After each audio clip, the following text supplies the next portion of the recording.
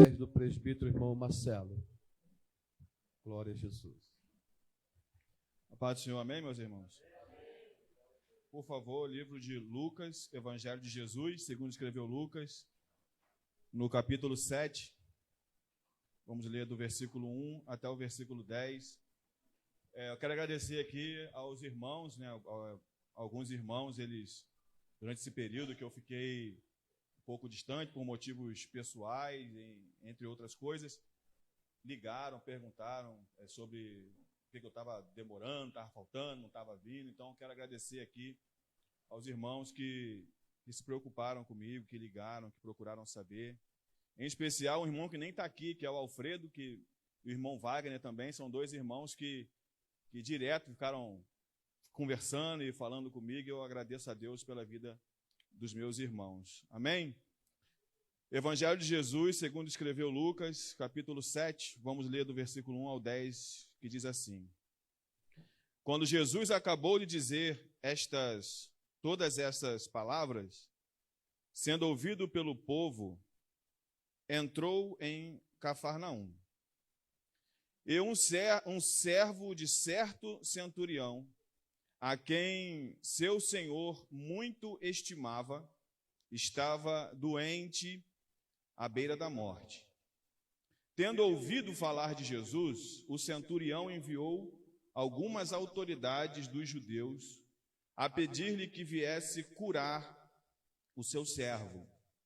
E aproximando-se de Jesus, eles lhe rogavam com insistência, dizendo: Ele é digno que lhe concedas isso, porque ama nossa nação.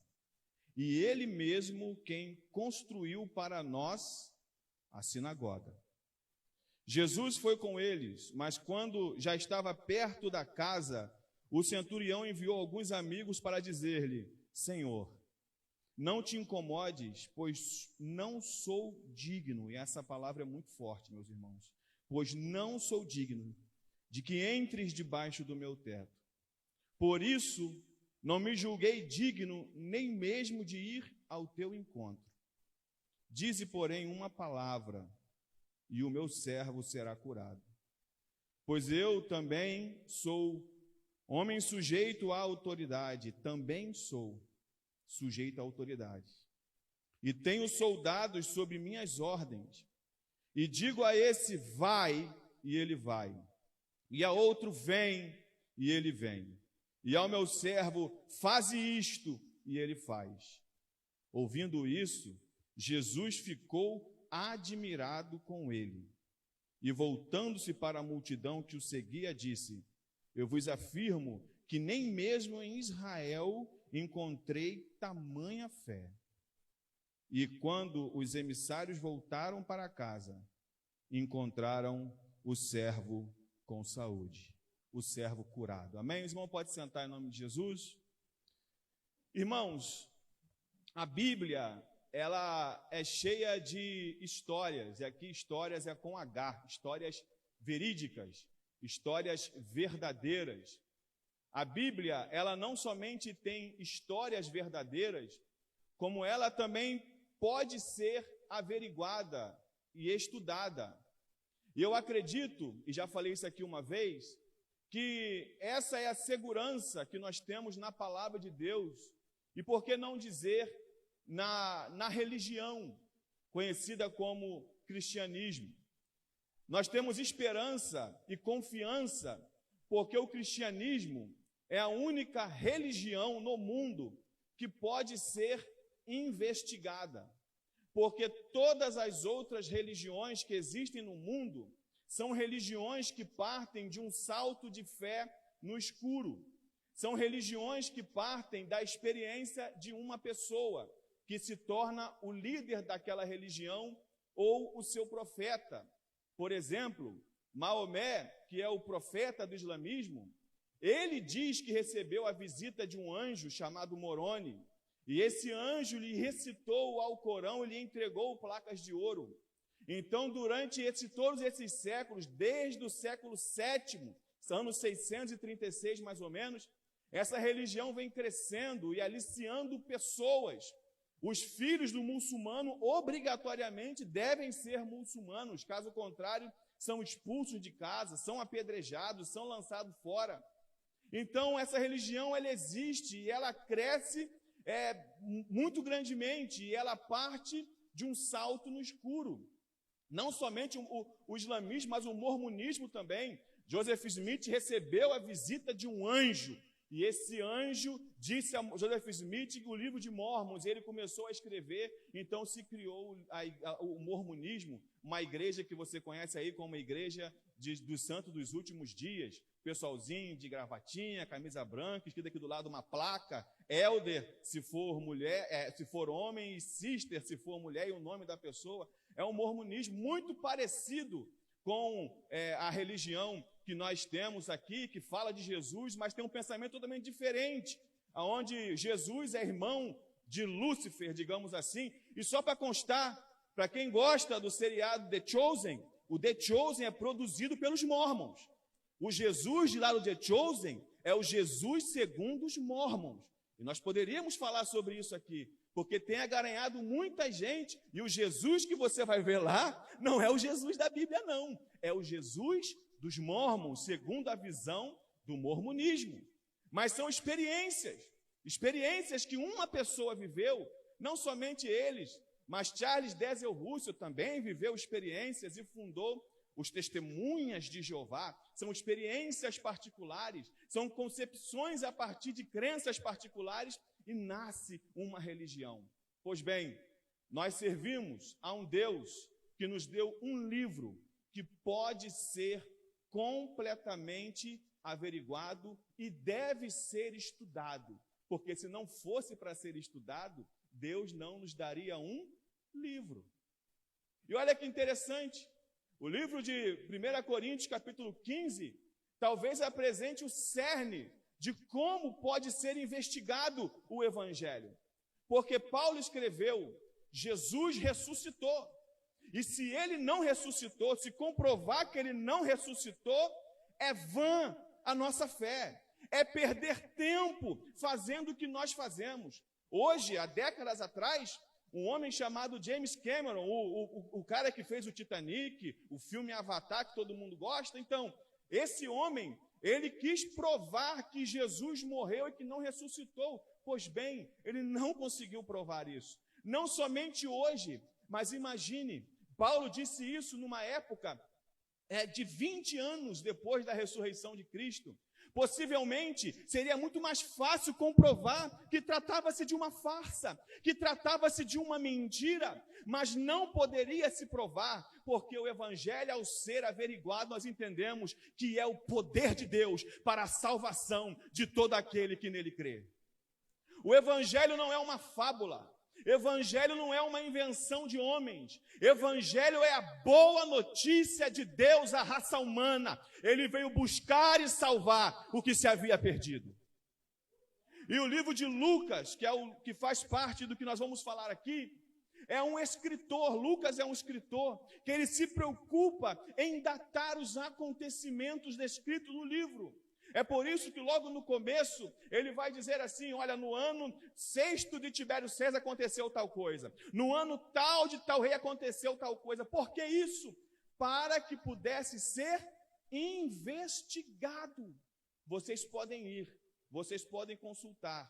Aconteceu exatamente neste ano. Aconteceu desse jeito. Foi nessa época que o menino nasceu. Foi nessa época que a luz chegou ao mundo, trazendo iluminação aos que estavam perdidos. Foi nessa época que Deus enviou o seu Filho ao mundo para salvar todos aqueles que creem nele.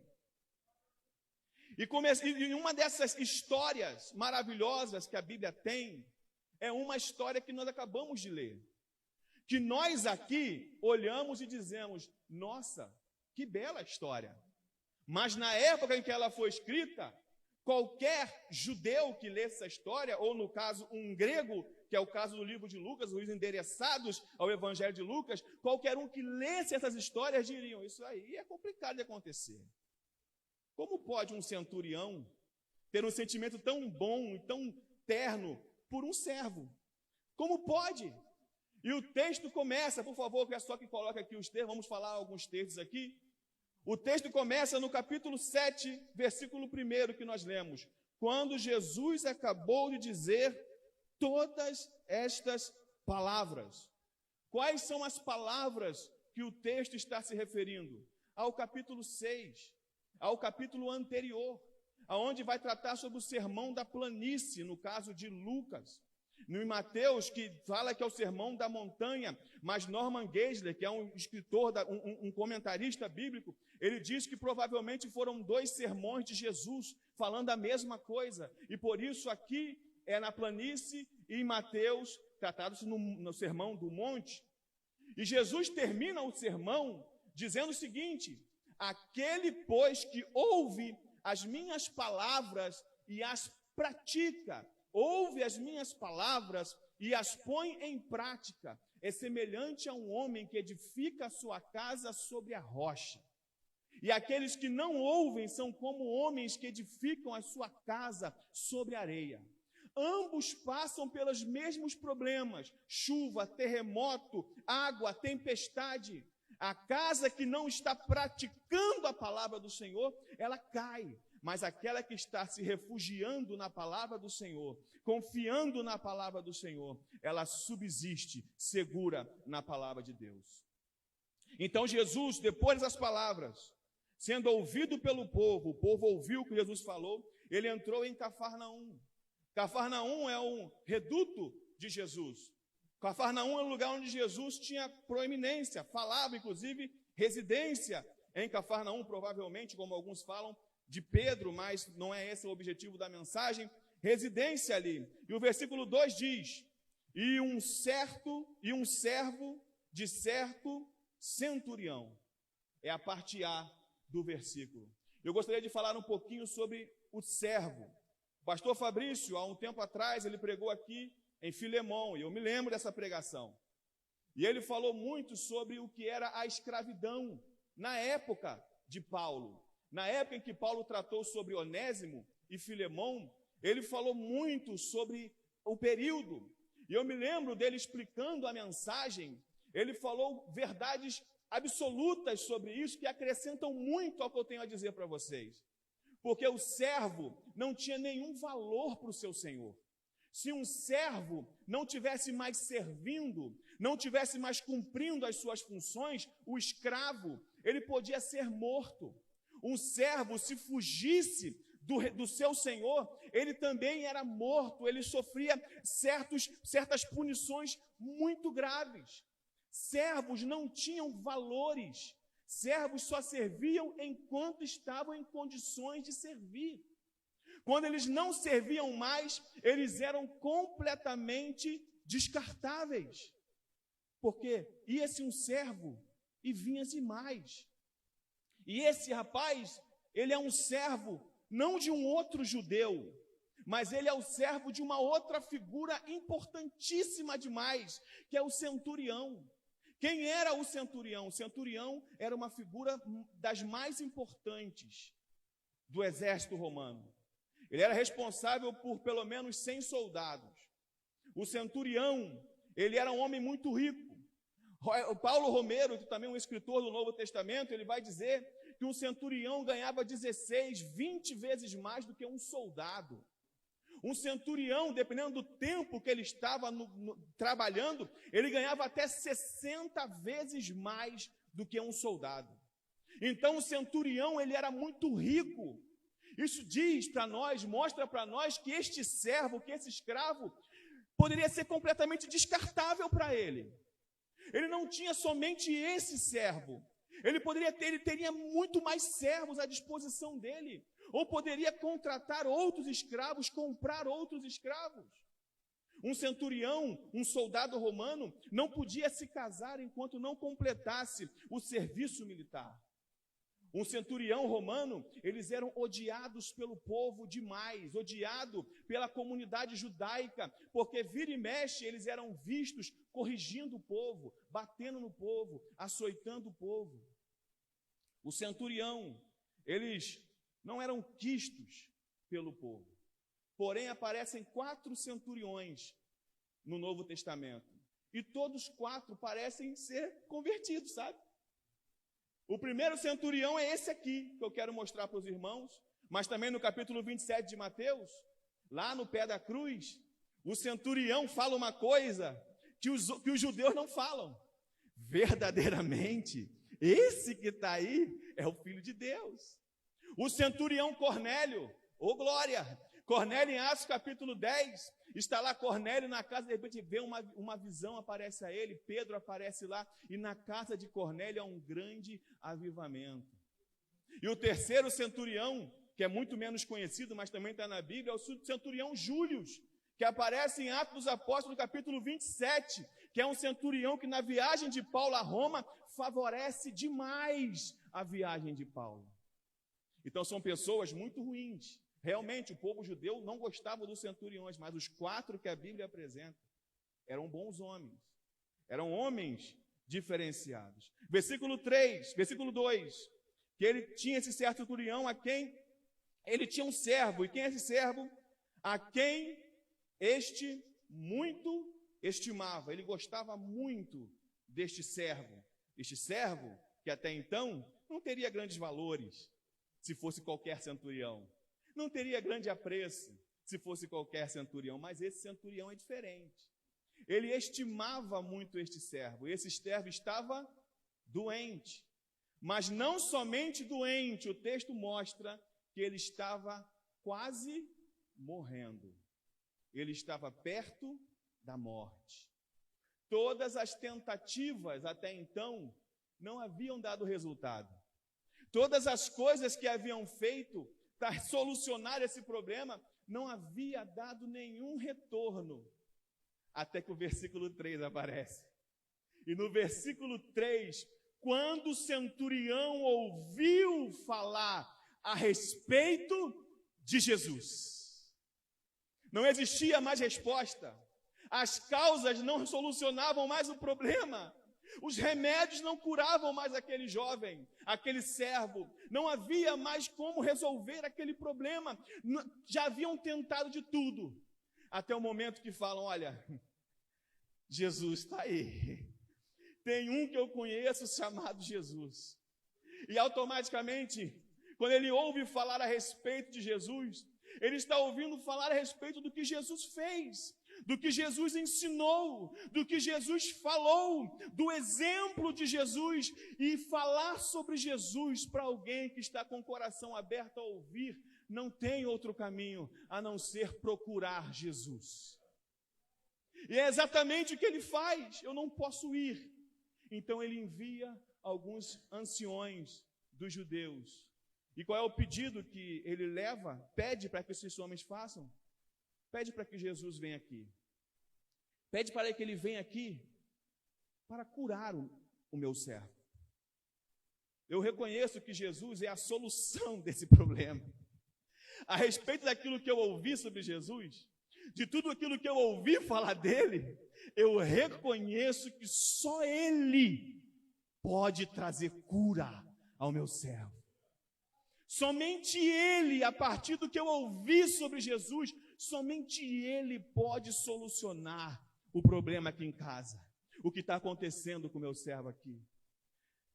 Versículo 4. E estes, aproximando-se de Jesus, lhe pediram com insistência. Eu gosto muito da tradução da A21, que é a que eu uso aqui, que diz que rogaram com insistência. E a palavra melhor que define realmente é rogaram com insistência. E Lucas, ele gosta muito desses pleonasmos. Lucas, porque sendo inteligente como ele é, obrigado, meu irmão, obrigado. Sendo inteligente como ele é, ele usa as palavras para mostrar a urgência ou o fato, como as pessoas agiram, porque rogar já é pedir com insistência. Rogar é pedir até ser atendido. Um outro lugar que ele faz isso é em Atos 19:11. onde ele vai falar que Deus, através de Paulo, fazia milagres ou maravilhas extraordinárias. Milagres e maravilhas já são extraordinários. Então, por que botar o extraordinária?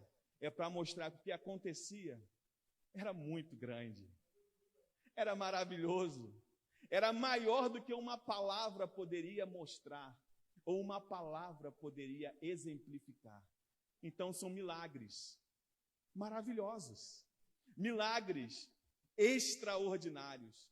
E só para constar, esse milagre extraordinário, ele fez na minha e na sua vida quando nos salvou.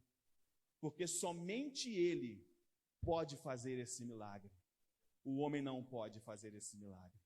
O versículo 4 diz que eles rogavam com insistência, dizendo: ele é digno de que lhes conceda isso. O digno aqui, leia-se, merece. Os homens chegam até Jesus pedindo que cure aquele servo. Ele diz: olha, ele é digno que lhe concedas isso. E detalhe, no texto aqui, eles não estão falando do servo. Eles estão falando do centurião.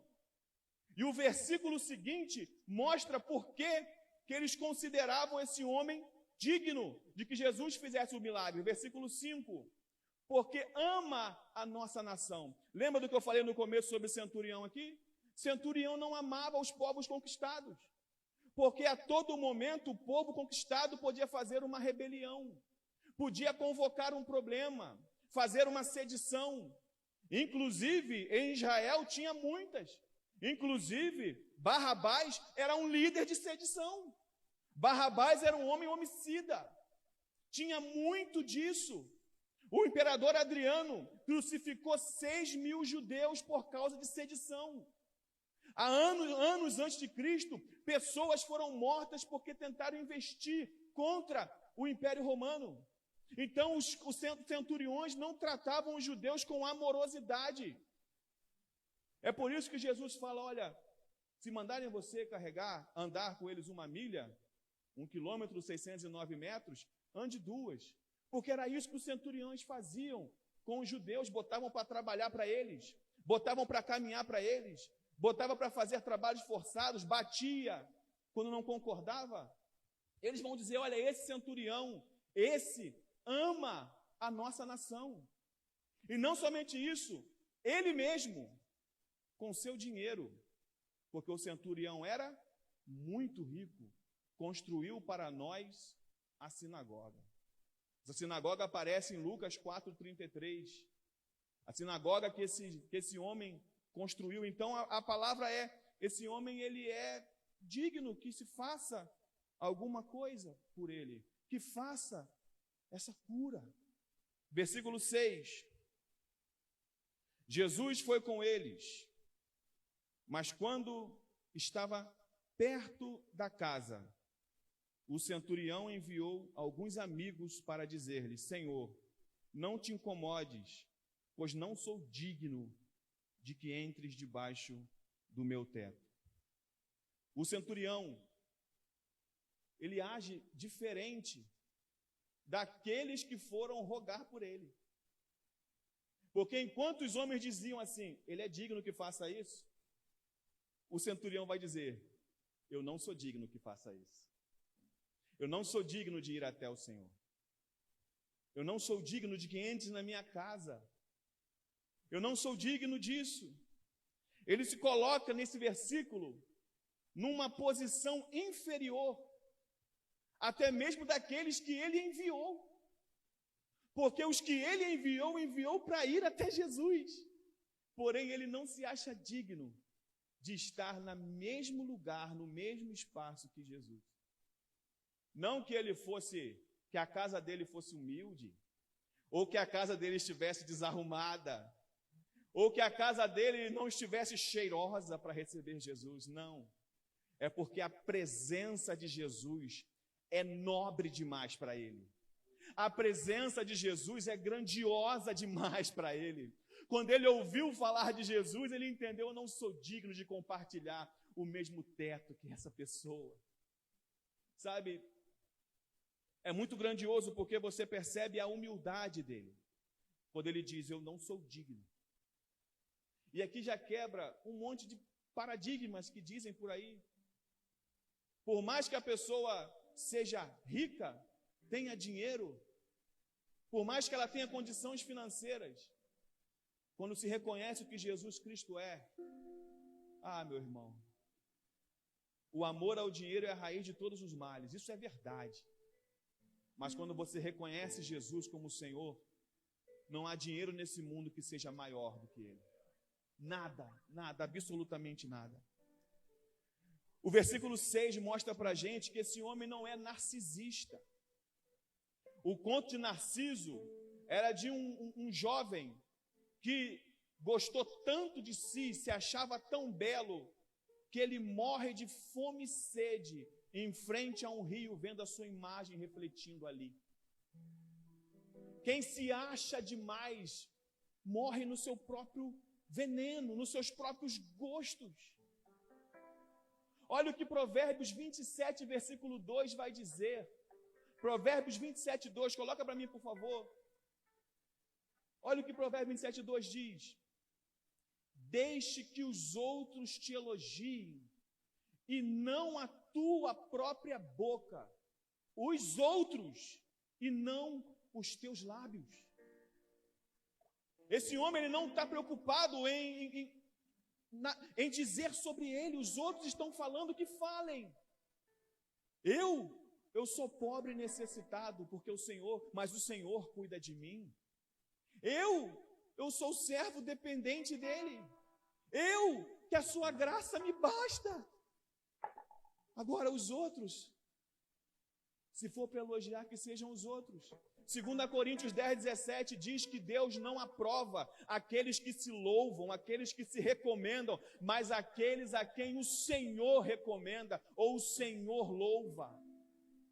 É errado aquele, versículo 18, é errado aquele que se louva, aquele que se recomenda. E o que mais nós vemos nas redes sociais são isso. São pessoas botando as suas fotos, são pessoas botando os seus encartes, pessoas dizendo que a sua agenda está aberta, pessoas dizendo que são ou deixam de ser. A Bíblia diz que essas pessoas que fazem tal coisa, elas não são aprovadas, que se recomendam, que se gloriam, que se elogiem. Olhem para esse centurião. Eu não sou digno que entres debaixo do meu teto. Versículo 8. Olha aqui, versículo 7. E por isso não me julguei digno, nem mesmo de ir ao teu encontro. Disse, porém, uma única palavra, uma só palavra, e o meu servo será curado. Diga, haja luz, Jesus, e haverá luz. Diga, seja curado, e haverá cura. Diga para a doença ir embora, Jesus, e a doença vai embora.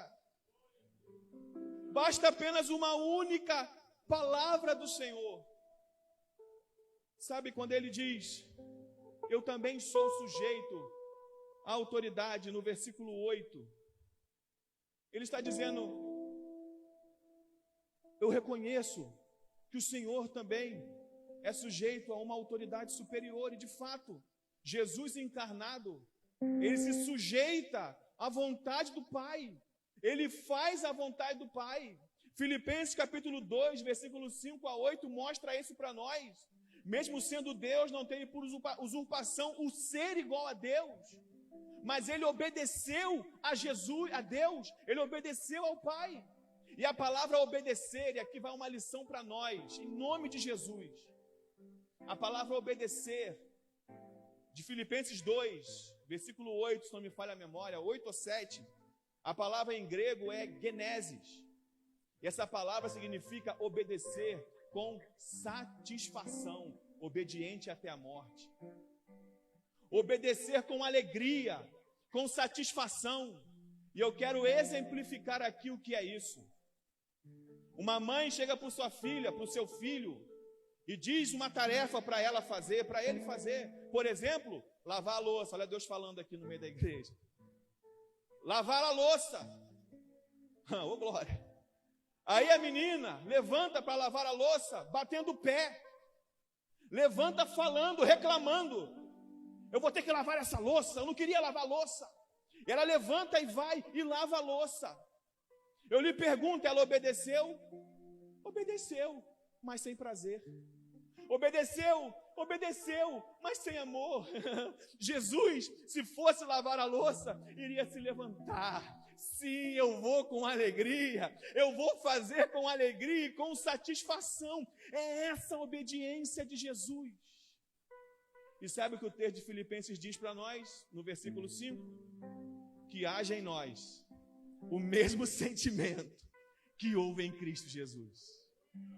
Se é para obedecer, obedecer com satisfação. Se é para fazer, que seja feito em amor. Ô glória! Livro de João, capítulo 12, versículo 49, versículo 50. Também mostra isso para nós. João 14, 49 e 50. Ô glória! Ele mostra que Jesus, ele se submete, obediente ao Pai. João 15, versículo 10. Se puder botar aí, eu agradeço. Jesus também se mostra obediente completamente ao Pai. Ele diz, olha, o centurião diz, eu também sou homem que recebo ordens. Sou um homem sujeito à autoridade. A Bíblia Naá, nesse versículo, ela diz o seguinte, que quando o homem fala isso, é como se ele dissesse, se eu que recebo a autoridade de homens, posso mandar em homens, imagine o Senhor que recebe a autoridade do Pai, o que o Senhor não pode fazer. Ô glória! Ninguém dá glória, amém, ô glória! Porque a autoridade de Jesus vai muito além da concepção do homem. Ele tem autoridade sobre homens, sobre mulher, sobre animais. Quem é esse que até o vento e o mar lhe obedecem? Ele tem autoridade sobre tudo e sobre todos. Até o diabo está ali na coleira da sua mão. Nada foge da autoridade do grande Deus.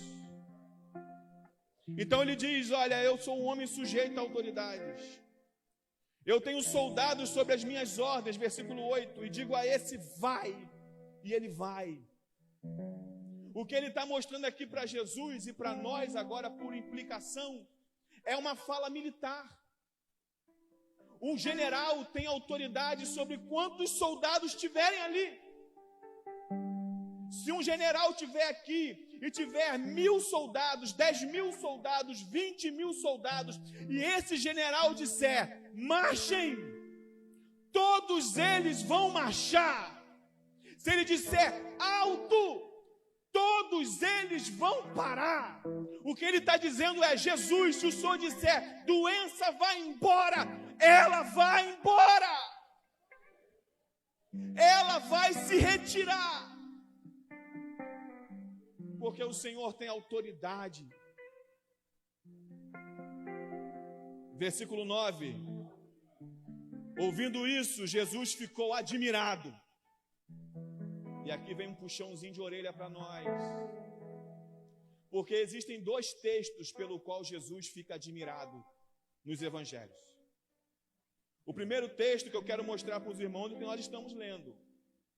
Jesus ficou admirado pelo que aqui? Pela fé daquele homem. Uma fé que reconhece quem Jesus é e o que Jesus pode fazer. Não é uma fé baseada no que eu posso ganhar, mas uma fé baseada no que Ele é, na autoridade que Ele tem, no poder que Ele tem. Essa é a fé verdadeira.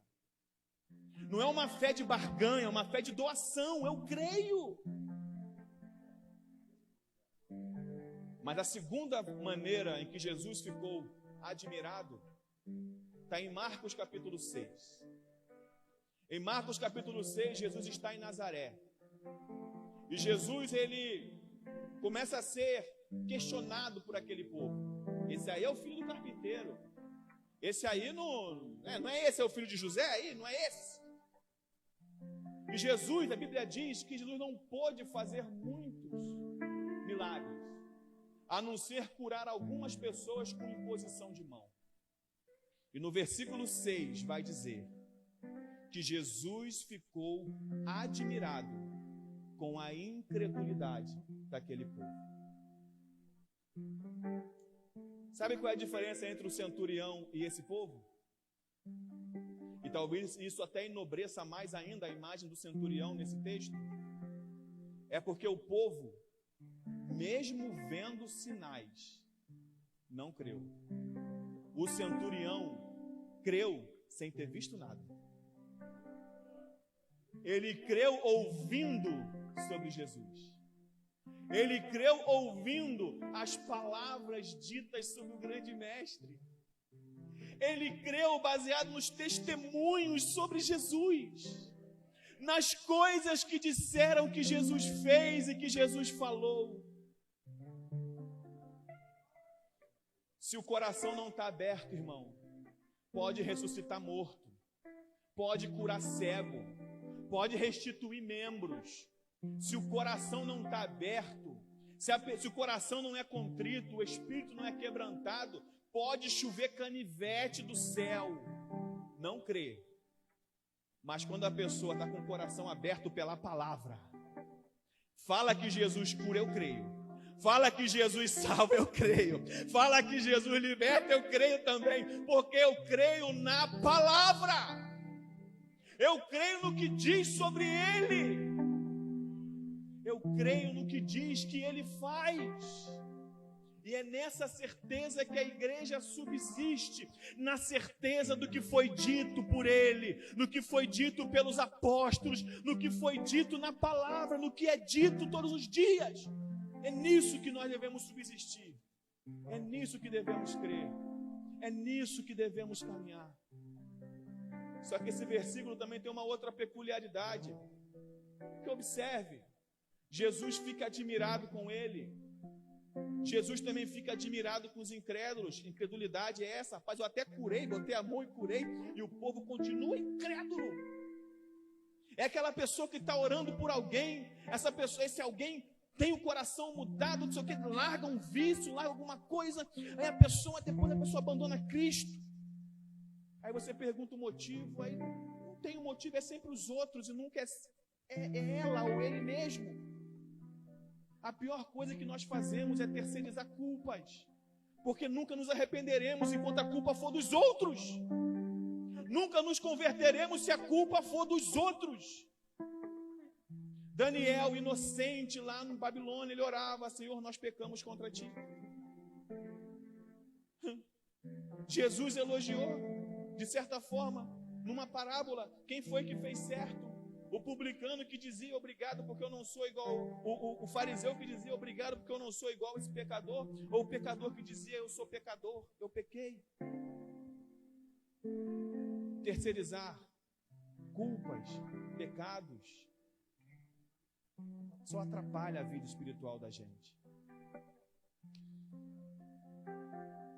Mas também, a continuação, voltando-se para a multidão que o seguia, ele disse: eu vos afirmo que nem mesmo em Israel encontrei tamanha fé. Só existe um outro personagem bíblico que tem sua fé elogiada por Jesus nos evangelhos. Por incrível que pareça, também é uma pessoa que não é de Israel. Era uma estrangeira. A mulher cirofenícia. A mulher grega. Sabe qual é a peculiaridade, a semelhança entre os dois, tanto entre ele e entre a mulher cirofenícia? Quer saber? Ambos estavam intercedendo por alguém. O centurião não pede bênção para si, ele pede a cura para o servo. A mulher cirofenícia não pede cura para si, pede a libertação da filha. A intercessão é algo tão grandioso que são os dois momentos em que Jesus diz: olha a tamanha fé, olha o tamanho dessa fé. A Bíblia diz que Deus mudou a sorte de Jó enquanto Jó orava pelos seus amigos. A Bíblia tem muito mais orem uns pelos outros do que orem por mim. Orem uns pelos outros, intercedam. A intercessão não é glamurosa. A intercessão não é glamurosa. A intercessão não é glamurosa, meus irmãos. Reunião de intercessão são vazias. Pessoas que se reúnem para intercessão realmente são solitárias. São 3, 4, 5 irmãs, um irmão no meio ali e pronto. Mas a intercessão é necessária. O que é interceder é se colocar no lugar do outro, é pedir em favor do outro, é pensar no bem do outro, é querer a vitória do outro antes da sua. Isso é difícil demais. É um ministério difícil demais. Porém, são os 2 momentos de fé que Jesus elogia. São as pessoas que, parafraseando com hoje, colocam seus joelhos no chão em favor de outros e não em favor de si mesmo. Versículo 10. E quando os emissários voltaram para casa, encontraram o servo com saúde, o servo curado.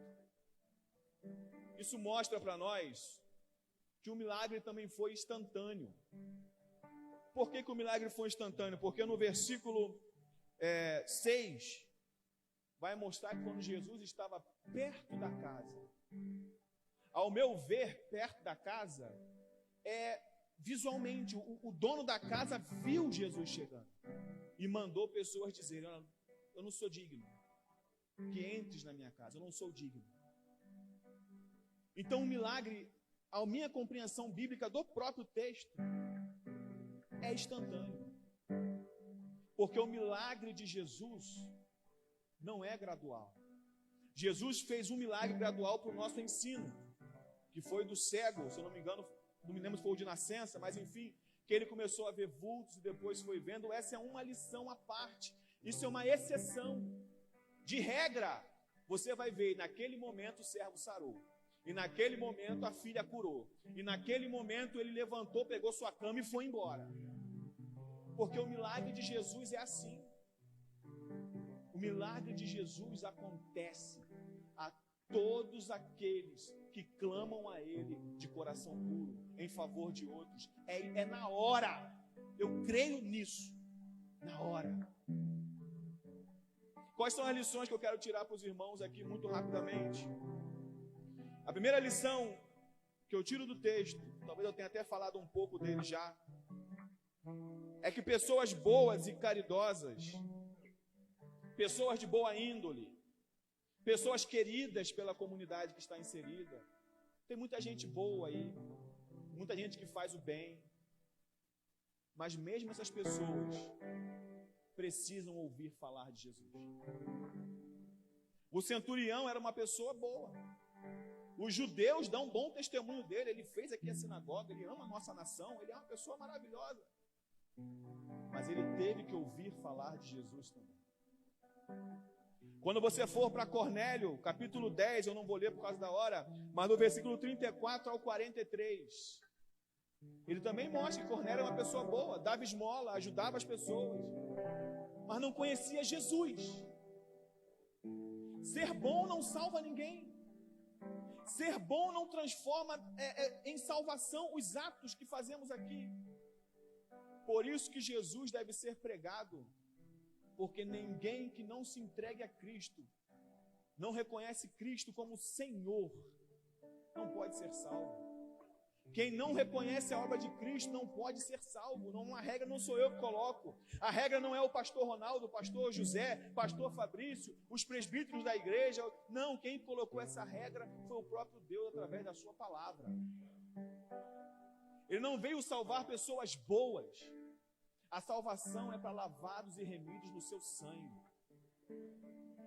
Então não importa se faz caridade, não importa se dá comida pobre, dá comida a mendigo, Não importa se dá dinheiro todo fim de mês para 5, 10, 20, 30 pessoas. Não importa se não reconhecer os seus pecados, se não mudar a vida, se não se converter a Cristo, se converter ao Evangelho, o caminho é o mesmo. É por isso que pessoas boas também têm que ouvir falar sobre Jesus. A segunda coisa, eu também já falei aqui, sejamos intercessores. Se tem uma lição que o texto deixa para nós, seja intercessor também. Interceda. Interceda uns pelos outros. Paulo fala isso em 1 Tessalonicenses capítulo 5, se não me falha a memória, versículo 17. Orai sem cessar. Orai sem cessar. Mas eu quero terminar essa mensagem usando a mesma tática que o pastor usou de manhã aqui, que é a tática da pergunta.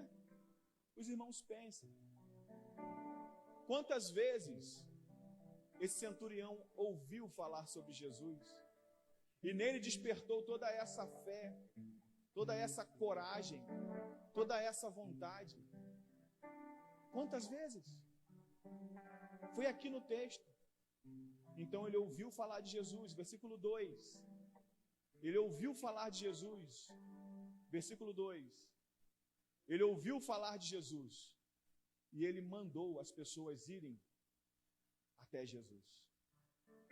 Qual é o problema da gente? Qual é o meu problema? Que ouço falar de Jesus todos os domingos, que ouço falar de Jesus, vira e mexe no celular, eu boto lá coisas para ouvir. O que acontece comigo? Que parece que mesmo ouvindo muito mais do que esse centurião ouviu, eu pareço ter uma fé tão menor do que a dele. Que às vezes duvido de que Deus pode fazer coisas que não são tão difíceis como a desse servo. Por que será? Precisamos orar, irmãos, e servir a Deus. Colocar os nossos corações completamente derramados no Senhor, crendo que Ele pode fazer tudo aquilo que a Bíblia diz que Ele pode fazer. Tudo aquilo que a Bíblia fala sobre Ele é verdade. Lembra do que eu falei aqui no começo? A Bíblia, ela é cheia de histórias verdadeiras. E eu não duvido de nenhuma dessas histórias. Então eu creio num Deus que para o universo em favor do seu povo, como parou na época de Josué. Eu creio num Deus que faz milagres numa terra, como foi no Egito, para livrar o seu povo. Eu creio num Deus que abre mar.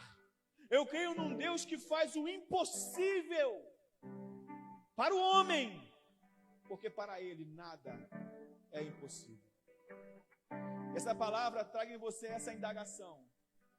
Por que que esse homem ouviu falar de Jesus aqui no texto e já teve toda essa postura, todo esse movimento, toda essa crença, colocou Jesus nos mais altos da credibilidade, e nós muitas das vezes parecemos duvidar desse Jesus, quando dizemos, eu acho que não vai ter jeito, eu acho que não vai dar, eu acho que não converte, eu acho que eu não vou chegar, eu acho que não vai conseguir, sei nem se Jesus está me vendo. Oh, meu irmão, não, que essa palavra traga isso ao seu coração também, em nome de Jesus. Amém e graças a Deus. Amém, graças a Deus. Louvado seja o nome de Jesus. Fazer o bem